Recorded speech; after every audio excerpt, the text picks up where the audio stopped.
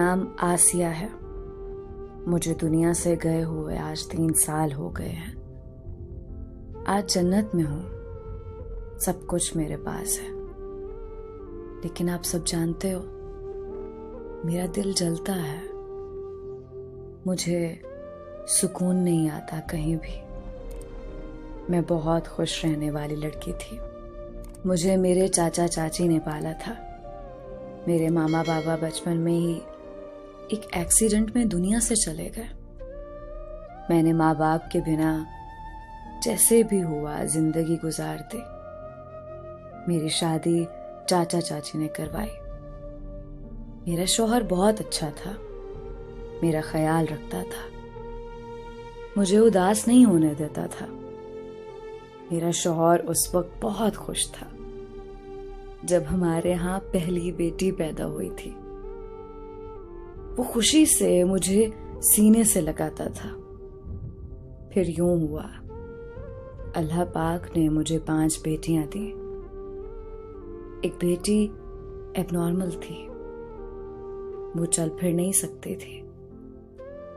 मेरा शौहर मेरी सास ताने देने लगे। मैं अपनी बेटियों को लेकर बहुत रोई थी। शौहर मुझसे मुंह फेरने लगा, मुझे खर्ची देना बंद करती। मेरी छोटी छोटी शहजादियां भूख से तड़पने लगी। मां हूं ना, जब अपनी बेटियों की भूख बर्दाश्त ना हुई, मैं अपने शौहर से झगड़ा करने लगी। जब मैं अपने शौहर से लड़ती, मेरी छोटी छोटी नन्ही सी परियां दीवार के साथ खड़ी एक कोने में चीख चीख कर रोया करती थी। शौहर एक डंडा उठाता, उस वक्त तक मारता जब तक मैं बेहोश ना हो जाती। मेरी बेटियां मेरे होश में आने तक मेरे साथ बातें करती रहती। एक कहती, मम्मा उठ जाओ ना। एक मेरा मुंह चूमती, मेरी आंखें खोलने की कोशिश करती। बड़ी वाली इतनी डर जाती, वो मेरे दुपट्टे में छुप जाती। जब मैं होश में आती तो कहती, मामा हमको खाना नहीं खाना, बस आप हमारे पास सो जाएं। अपनी भूखी बेटियों को सीने से लगाकर लोरी सुनाती। माँ बाप थे नहीं, चाचा चाची ने बोझ उतारा सर से। कोई सहारा बाकी नहीं था।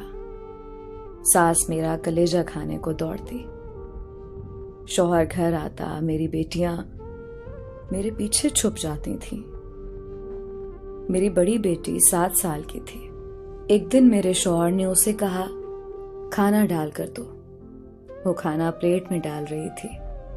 खाना गर्म होने की वजह से उसके हाथ से गिर गया।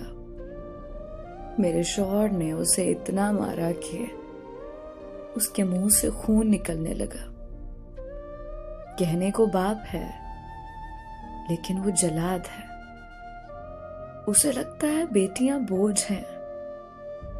मेरा दिल उस दिन बहुत चाहा था कि बेटियों को लेकर जहर खा लूं, लेकिन अपने जिस्म के टुकड़ों को कैसे तकलीफ दे सकती थी। मैं पड़ोसियों से मांग कर, लोगों से चोरी मांग कर अपनी बेटियों का पेट भरती। ईद शब रात मैं उनको कहीं ना कहीं से कपड़े ला देती थी। उनकी मुस्कुराहट मेरी जिंदगी थी। मेरी बेटियां मेरी जान है। फिर एक दिन यूं हुआ, मेरे शौहर ने दूसरी शादी कर ली। मैं बहुत रोई, बहुत रोई। मेरी जान निकल गई थी। वो दुल्हन घर ले आया। कुछ दिन गुजरे। रात के वक्त मेरी एक बेटी बहुत बीमार हो गई। मैं उसके कमरे का दरवाजा खटखटाती रही, वो ना उठा। मैंने चिल्लाना शुरू कर दिया। मोहल्ले वाले इकट्ठे हो गए। वो मेरी बेटी को अस्पताल ले गए। सुबह मेरा शौहर डंडा लिए मेरे पास आया, मुझे गालियां देने लगा। मुझे बालों से पकड़कर घसीटते हुए हॉल कमरे में ले आया। मेरी बेटियां रोने लगी। मेरी बड़ी बेटी बीमार पड़ी थी चारपाई पर। शौहर गाली देते हुए कहने लगा, तुमने रात को क्या तमाशा किया था? मोहल्ला इकट्ठा कर लिया। मेरी खुशी नहीं देखी जाती तुमसे। उसने मुझे मारना शुरू कर दिया। मुझे मारता रहा। मैं चिल्लाती रही। मेरी बड़ी बेटी चारपाई पर तड़प रही थी। मैंने कोने में खड़ी बेटियों को देखा। इतने में एक जोरदार डंडा मेरे दिमाग में लगा। मेरा जिस्म सुन्न होने लगा। मैं कांपने लगी। मेरी बेटियां मेरे सामने ओझल होने लगी। मेरी बेटियों के चेहरे धीमे होने लगे। मेरी आंखें बंद होने लगी। मुझे अस्पताल ले जाया गया, जहां से मैं अल्लाह पाक के पास चली गई। 1 घंटे बाद मेरी मैयत को घर लाया गया। मेरी एबनॉर्मल बेटी, जिसको मैं अपनी जिंदगी में कभी जमीन पर चलने नहीं दिया, वो घसीटती बाहर दरवाजे पर आ बैठी। मेरी लाश को एम्बुलेंस से उतारा गया। उस वक्त मैं बहुत तड़पी अपनी बेटी को देखकर। माँ मर जाएं, एक ही लम्हे में उनकी औलादें, खासकर बेटियां, आसमान से जमीन पर क्यों आ जाती हैं। आखिरी बार अपनी छोटी बेटी को देखा, जो 2 साल की थी। वो अनजान थी, चारपाई पर खुद खेल रही थी। मेरी बेटियां मेरी लाश के पास खड़ी मुझसे बातें करने लगी। बड़ी बेटी ने मेरा खून साफ किया।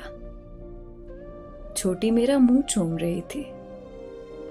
एबनॉर्मल बेटी को कमरे में बंद कर दिया था कि वो तंग करेगी आए हुए लोगों को। एक मेरी आंख से बहने वाला आंसू साफ कर रही थी। मैं आसमान की तरफ सफर करते हुए सब देख रही थी।